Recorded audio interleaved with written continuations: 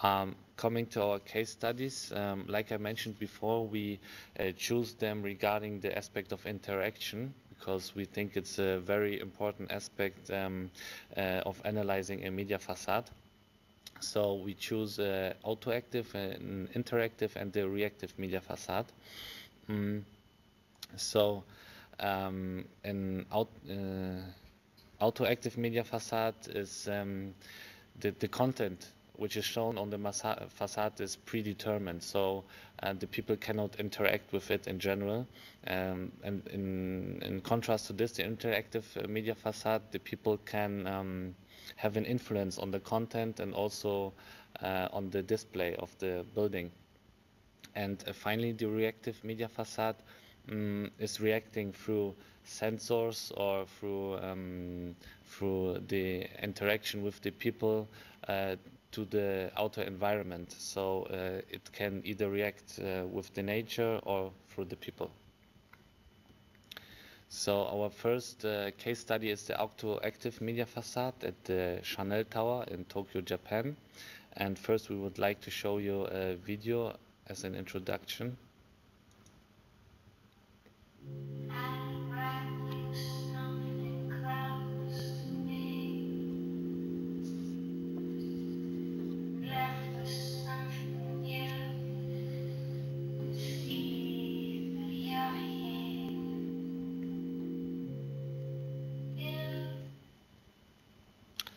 So the Chanel Tower is located in the richest district in Tokyo called Ginza, and it is the biggest Chanel boutique in the world.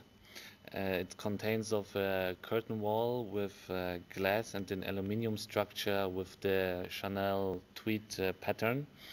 It is actually a high resolution pixel grid, and the glass facade can change its transparency. So during the day, it is transparent through the window, so the people have a link to the outer environment. And during the night, the transparency shifts to not you cannot look through the facade. So it becomes a big display for the media content, and the display content is is designed by the marketing department of Chanel. So they are mainly Chanel's logo and promotion clips in general. So to conclude this media facade, it is unforgettable visual landscape, and its function is to communicate the brand to a very wide audience in a very precious district of Tokyo. Coming to our next case study, the interactive media facade of the Dexia Tower, located in Brussels, Belgium. Again, a video as an introduction.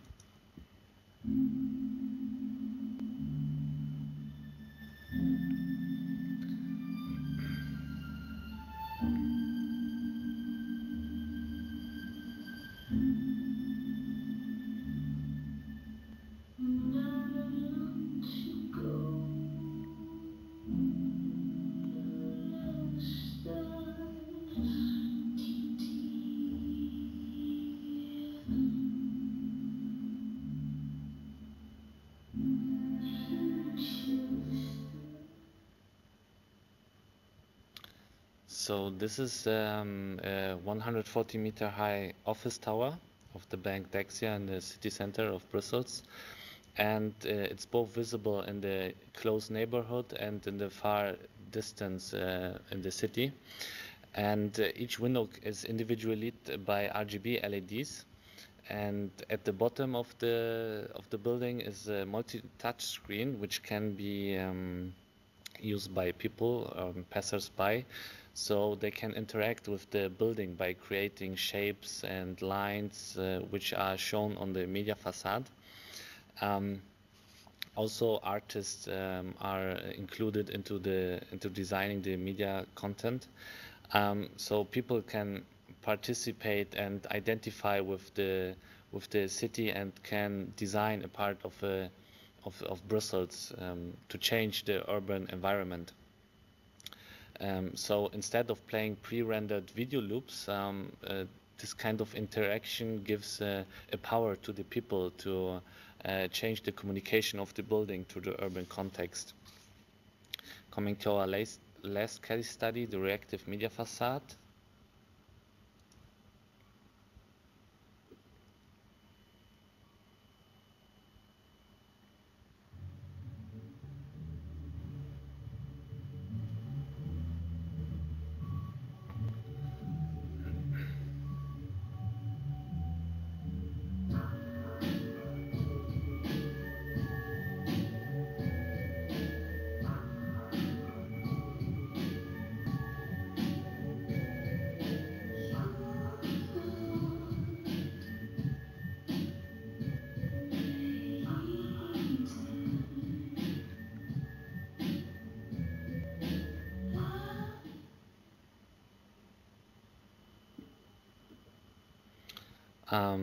The so-called Green Peak Zero Energy Wall is storing energy from the sun during the day by photovoltaic systems, and during the night it gives back the energy or the display as long as as much as energy has been stored during the day. So this is kind of a self-sufficient system for a media facade.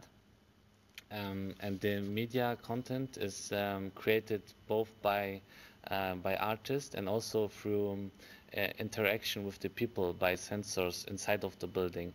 So the location of the people inside of the building is displayed on the outer media facade.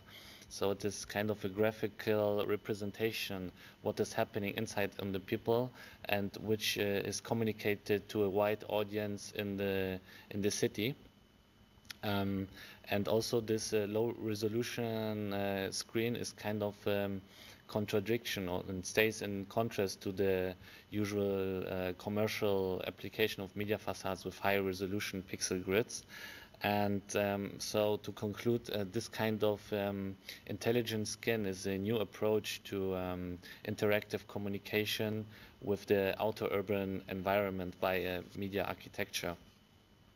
So it shows the high innovation and